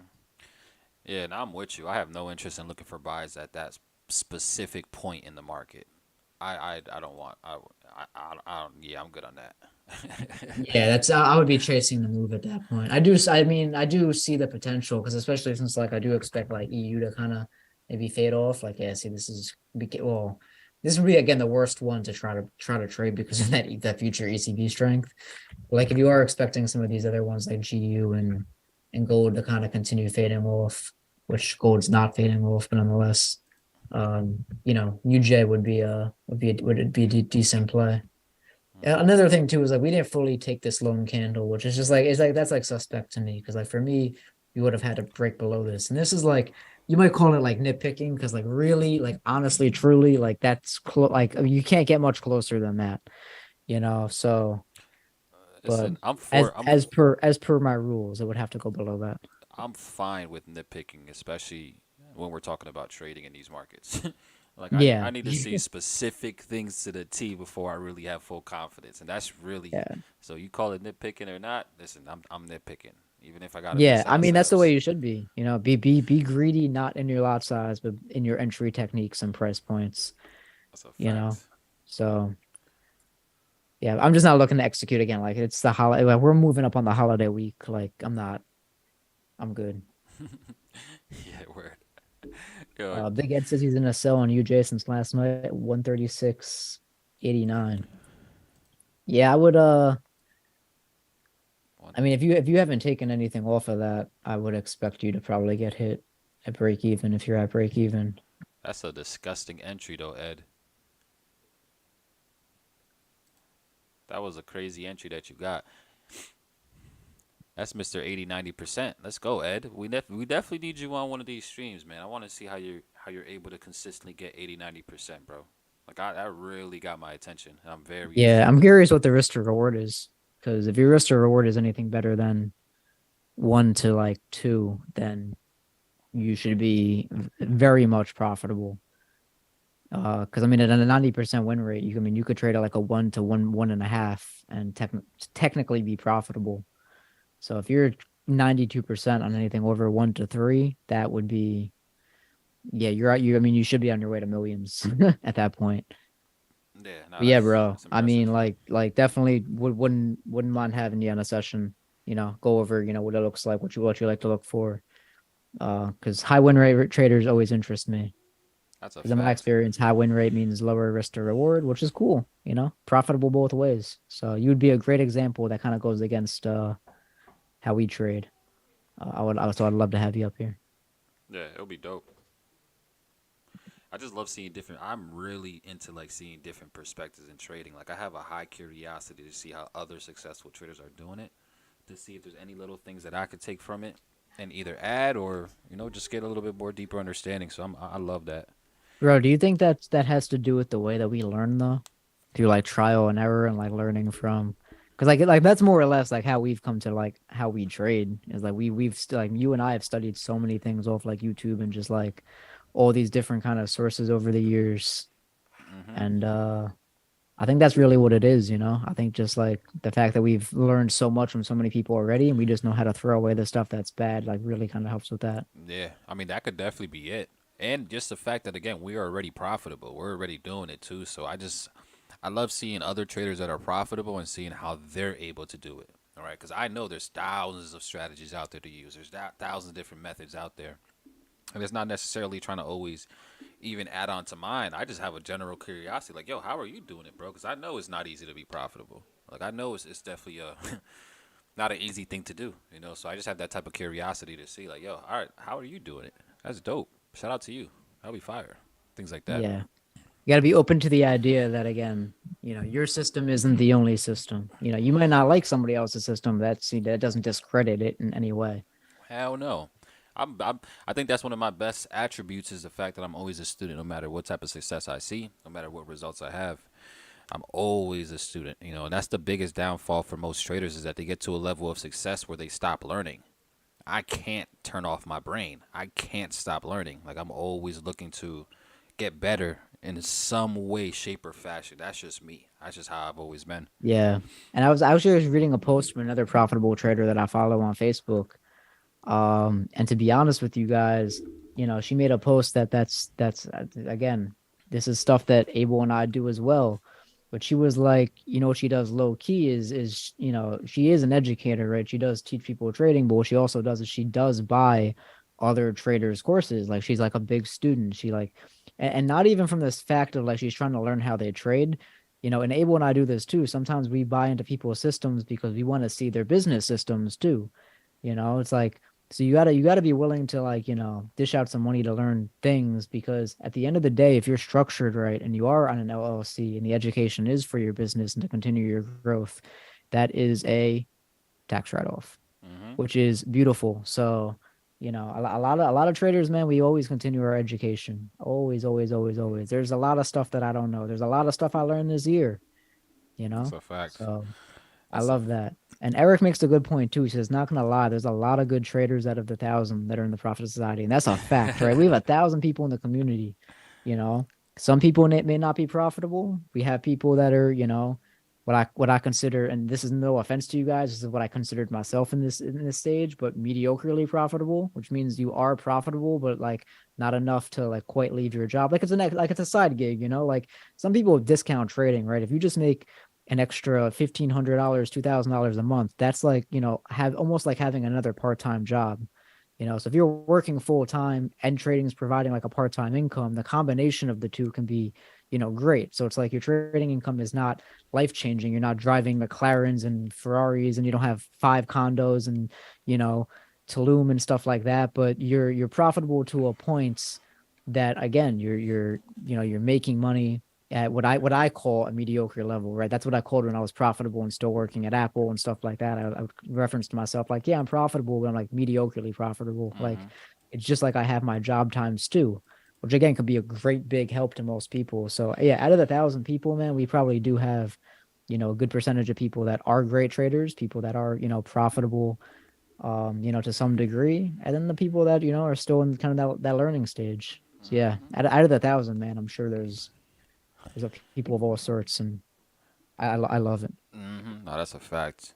And that's a great point, Mark, that Mark just put in. An extra 1,500 a month is game changer. That really is, right? Especially since I truly believe, I mean, our biggest audience is obviously from the U.S., but we have a large community of following too that's overseas. An extra $1,000 overseas goes a long freaking way. An extra $1,500 a month goes a long freaking way for people that are in, living in, say, undeveloped countries or things like that. It goes a long freaking way, right? So yeah, definitely take that in consideration. Yeah, I mean, yeah, it's no joke. I mean, again, I think on social media, like, trading is always has to be portrayed as like you have to be making, 6 figures or like 7 figures. And to be quite honest with you guys, I think it's only like the top 5% of traders make more than like 92,000, and then like the top 1% make more than like 192,000. I saw this on like Twitter. I really went back to try to find it. I should have just retweeted it. I don't know why I didn't. Because it is an interesting statistic. Like, these people that are telling you that you have to make $1 million, $2 million a year, and that's what success looks like in trading, are lying to you.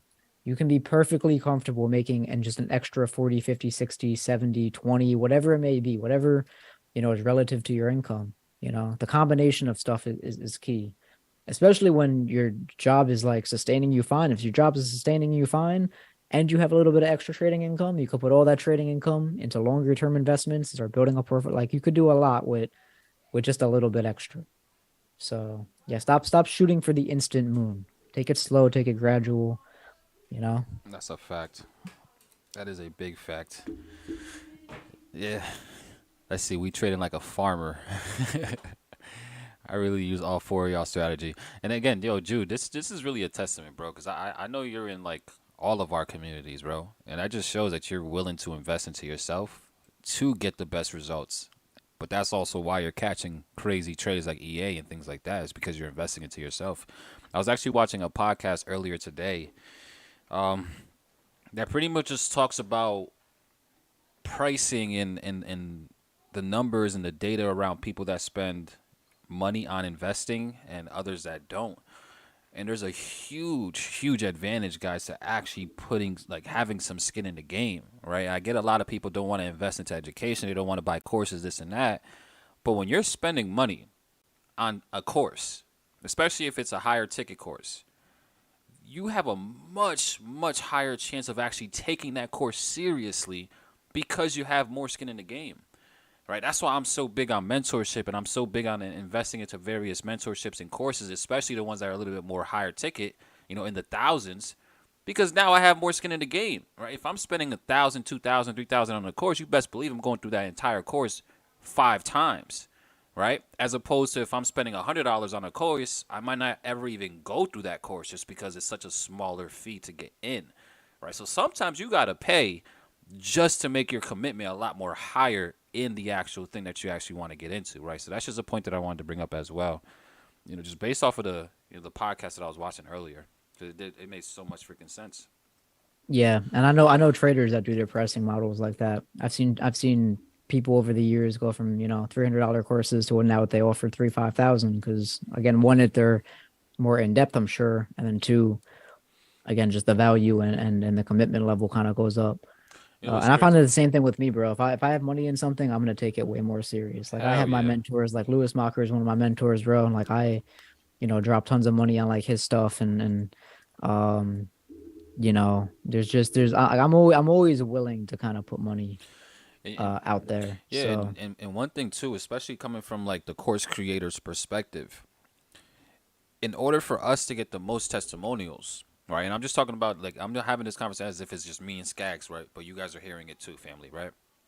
But if I'm a course creator and my whole goal is to get the most testimonials, but I know if I offer a course for $100, I'll probably only get maybe 5 to 10% of people to actually go through it and take it seriously, as opposed to I charge $1,000, $2,000, but I have a higher rate of conversion in terms of people that are taking it seriously.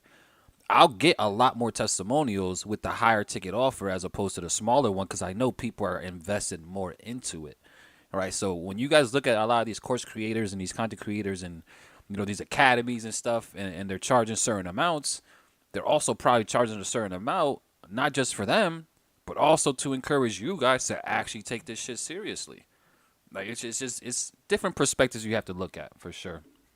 Yeah, I mean the students. I mean it's the truth, true. Because I mean think about how many people we've over the course of like years even done stuff for for like nearly free, hundreds to thousands, and like the amount of people that like actually stuck to the way that I traded over those years when I was providing value for like nothing, was like virtually nobody. Like nobody took it that serious. Nobody like actually went in and did charts and like perfected it and put in the chart time and stuff like that. And I even notice it with people that do pay. Like most people that pay, again, there's a percentage of everything, right? So even out of the percentage of 100 people that go through a course, 50% of them are never going to finish the course. Like that's like a common statistic in like all Facts. industries. Like 50% of course sales that are made out there, and book sales and podcasts or any sort of pay-per-view video or anything, 50% of people don't even fully consume it. Right. So they're right off the bat, half the people again are not even they're not even motivated by that factor. Then you have the 30% of people that that go through it and like maybe ask a question, and then you have like 5 or 10% that like actually go through and like apply the knowledge. So yeah, that's you combine all that together, and then yeah, that's why you have people that are kind of everywhere than doing nothing. What really matters is what you do with the information. Buying it does nothing for you That is a fact. yet anyway. I mean, maybe in the future, like Elon Musk and like Neuralink, maybe I can make a course, and then all you'll have to do is buy it, and he'll inject it into your brain, and maybe then you'll know it. But until we get to that point, like the Matrix, where they can kind of just like inject knowledge into you, there's a certain level of effort you got to put in after the fact. That's So a big fact. you guys are about 10, 15, 20 years away from that still at the least. And I know this is definitely a little bit off topic too, family, from what we should be talking about in terms of marking up charts, but it's just a great conversation to have, right? Because I think a lot of people really don't understand the power of actually spending more in their education. Because I was the same way, all right? I was, when I started, again, I went 2 years without really spending much at all in education. Just trying to find as much free content as possible. And that's also why I didn't really get the results that I wanted. But the moment I actually started spending money in education and things like that, something's clicked. I don't know. It could be just my attention to the content was a lot higher. Who knows, right? But there's power in investing into yourself. There's power in having skin in the game, guys. I promise you there is. And I'm not saying this either because we don't even have nothing to sell right now, right? I'm just saying in general, right? Like there's power in actually having skin in the game and investing into yourself. You're going to take it a lot more seriously than you probably even are right now. All right, let's see. Abel just tagged you on IG with last night entry on UJ. Okay. Naturally, Nasdaq fell from the sky. Oh yeah, it collapsed by the way. Yeah, I know. Trust me, I know. I'm aware. It's all good. We're still riding it out, baby. Yeah. Let's see. I still got my partial position open. This was a beautiful trade, by the way. I don't know if anybody on here was on the call on Tuesday that we did. And we posted it in the Telegram. It was on Zoom. There was a good 70, 80, 90 people on there. So at some point, so people should have been in this, with us. Again, the EU didn't work. We know that. We took EU and I got NAS at the clapped. same time, but this NASDAQ trade was beyond beautiful, and it's about to smack this TP of 11,400. So yeah, very, very, very, very happy with this. And I'm excited to look for buys after the holidays. Yeah, it's beautiful. Beautiful, beautiful, beautiful. That's a fact. I mean, Honestly, this range does kind of worry me for my longer term. stuff down here, but it's a worry I'm just gonna have to live with for now. See, now, what's your thought process on this, guys, right? Now, since you're already in a buy from all the way down at the lows, you're seeing this much selling pressure, like, that doesn't worry you that you're, I Oh, mean, because I have the sell from here. I get you got the hedge, but is it like the same lot sizes on both those positions to This where is it's one on technically one? more. I'm earning on the fall. Oh, see that makes a lot more sense then, right? Because either way, Yeah, you're all right. So all right, I'm earning. Yeah, I'm earning on the fall. yeah. If you're earning more on the fall, then that makes a lot of sense to just continue writing that shit I out. mean, it's obviously like a portion of it is negated by the buy, but yeah, I'm earning on the fall. Mm, interesting. Yo, Mark has been telling you about options I this know Mark. entire Mark call. will not stop. Mark has no other comment in the chat. Bro. I've been trying. I like he knows. Like I can see him smiling I'm right now sure. too as we're I saying I this. I could feel a phone call in my future sometime next week where Mark for 3 hours tells me how much I need to move to options and stop messing around. And he's right. It's not even like Mark is wrong. It's not even like he's wrong. But going into 2023, I've already told you guys I will be looking at options more. I'm gonna set up a few like little small test accounts and just kind of play around with some, their versions of .01s. Just kind of again like the lingo and stuff. Like I really just think the lingo and like it's just a lot of extra nonsense. I just like to push Hmm. the button and say what price I want to be in and out at. That's a Um, fact. It was crazy. I think I was telling you too about a week or two ago that I wanted to get into options my damn self as well. Just take advantage of it. See yeah, what. bro. Like a move like this on options is nice too. Like I mean, like beautiful. Like fading CPI after that, and doing whatever I got to do on the putting in those puts. But yeah, I mean these could be very very very nice options trades as well. That's facts. Let's see. There are Then I so can go many. post on Wall Street bets. What happens when you already have learned like 13 different strategies and you have a hard time sticking to one because you see too much on the chart that prevents you from keeping trades open? That's a good question, Mark, right? Because that definitely could get very, very confusing, especially when you have a bunch of different strategies in your head. One thing I would just say is stick to the one that's the most profitable, right? If you see more success with one strategy and you just stick with that one and you just continue to optimize that strategy. I think that's what a lot of traders don't do. They got a strategy that they seem, they see somewhat success on it, but they're not optimizing it. Like, how often are you guys actually optimizing your guys' strategy off of the data that you guys are collecting? The whole point of, having a trading journal and things like that is to collect the data, right? The reason why you back test and forward test is to collect the data. So are you optimizing your strategies off of the data that you are collecting, yes or no? Most traders are not, right? So, just figure which one makes the most sense to you. I'm pretty sure there's one that sticks out to you more than the other ones, Mar. Just stick to that one, all right? And then just optimize that one, all right? Collect the data, figure out how to, fine tune your entries, fine tune your stop losses, all that good stuff. Just use the data, though, to make those decisions. Don't just randomly start making it up. Let's see. I'm one of the few that takes my free knowledge very seriously because I know the truth value of it. Thank you all for all the love y'all show. I appreciate that, James. That's amazing for you, man. Keep it going. All right. I think you might have just a high level of curiosity like I be doing because most people they take this free knowledge, this free information, and they don't do nothing with it at all. Like most people are not even taking notes on these calls, right? And that's just reality. Most people are not sitting there with a notepad as we're literally talking about this stuff on our strategies, whether it's through a technical perspective, whether it's from fundamental basis. Most are not even taking notes on this stuff, right? For me, if I see somebody talking about something that I'm currently not profitable in, I'm immediately taking out my notepad. I'm immediately starting to write this stuff down because I wanted it that much, right? So, big shout out to you, James. It's big. Let's see. On NAS100, I would love to see it come grab half of the fair value gap. That'll be interesting. That'll be interesting to see. Then they tell you that you don't need 80% of the terminology anyways on That's what it would be too, yeah. Did y'all hear Meet Kevin talk about CZ's news piece? When did they drop it? Because you guys know I'm a big Meet Kevin fan. I love Meet Kevin. The dude is extremely, extremely knowledgeable, so I don't think I've seen that one. Did he drop it recently? Let me see. I might have seen it actually. This dude is probably the most consistent financial YouTuber I know. That he's dropping like 4 or 5 videos, probably even 10 videos a day. It's kind of disgusting how consistent he is. Like literally dropping like In the last day alone, he's dropped 1, 2, 3, 4, 5, 6, 7, 8, 9, 10, 11 videos. That is crazy. But that's also why he has 2 million followers, 2 million subscribers, and also is a multi-millionaire and also making easily multiple 6, if not 7 figures off of just YouTube revenue alone because of that consistency.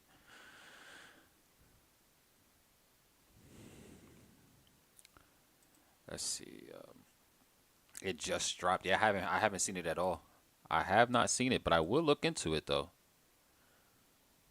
I was actually watching another. I was watching something earlier too. What was it? I was watching a lot. I watch a lot of stuff, guys. Like I literally just consume a lot of content myself.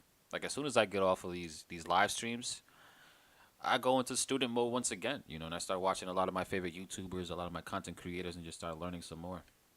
Right? I think that's one of my jobs for you guys, right? Because the more that I learn, the more I'm able to teach you guys, right? So I take that very seriously. Let's see, I showed him my social. He essentially said Binance put FTX out of business. That's interesting. I didn't see Kevin talking about the Binance put FTX out of business, but I seen Kevin O'Leary, who actually just, he testified in front of Congress yesterday, I believe it was, and he said that, or he actually said that he believes that Binance purposely released all the information, all the dirt on FTX, and he said that they're the main reason why they ended up getting shut down, which is kind of interesting. But he also said that he was paid almost $15 million from FTX to actually be a sponsor for them or some shit like that, which is kind of crazy.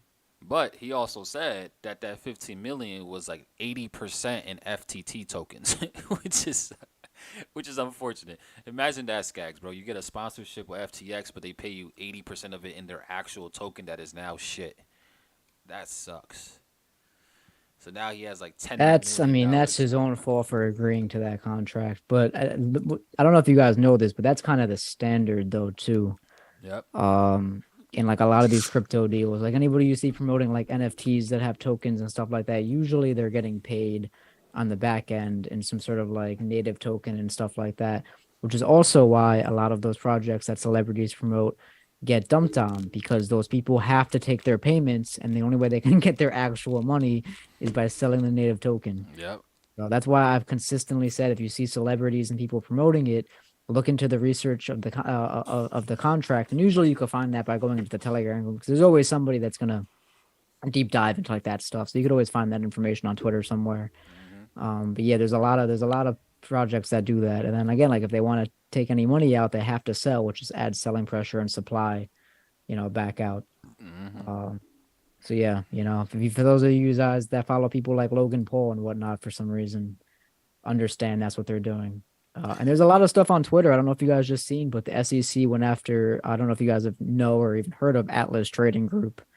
But they were basically, a trading company that was, on Twitter, and they used to sell signals and stuff, but they would very specifically only look for low float stocks, and they would front run their signals. So it's like if we told you guys to buy, a bunch of shares in a company, but we bought a bunch of shares first, and then the act of you guys going in and buying it pumps the price up, and then we were to sell right after telling you guys to buy. That's basically what they were doing, and which is just scummy by all means. So again, that's why we trade, I trade the Forex market. Like nothing I say to anybody is going to remotely impact the price of EU.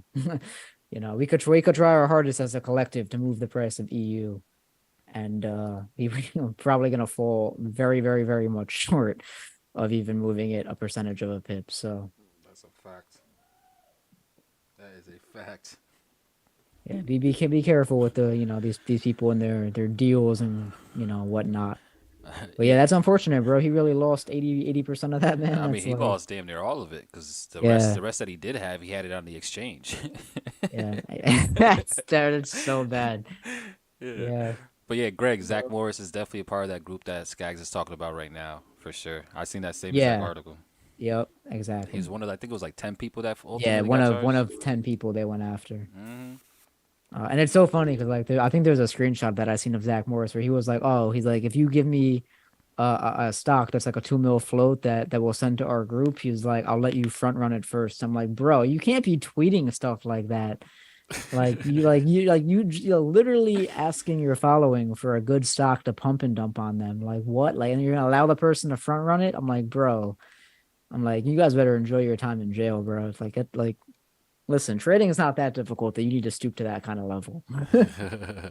That's what I've learned over my years. You don't got to stoop to the level of that kind of Nah. nonsense. And this is a question I got for you guys. Something that we actually spoke about yesterday, guys, after the stream. Would you guys be open to us either creating a new channel, all right? Because I actually love these type of side conversations that really are not about forex trading, right? But we talked about it yesterday. Would you guys be open to, or would you guys like us actually starting up like a little podcast type of thing where we just talk about the main headlines, right, of the week type shit, where we're coming out here, things like the stock guys, right, things like sports. We're definitely not going to touch on religion or anything like that, but we'll be open to talking even about politics, right? Would you guys be open to something like that? Would that be something of interest for y'all, like podcast style, or we're all just bouncing off ideas and just communicating? I feel like that would be fire, in my opinion, of course, right? Now, again, we could bring up some forex stuff, but it's mainly just more of a broad topic range of like what the main headlines in the news are in the social media world and mainstream media, all these different topics. Like even this whole situation with Meg Thee Stallion and Tory Lanez going in court right now, right? Like all these topics are very interesting just to get your guys' thoughts and opinions and have conversations around it. I'm with it.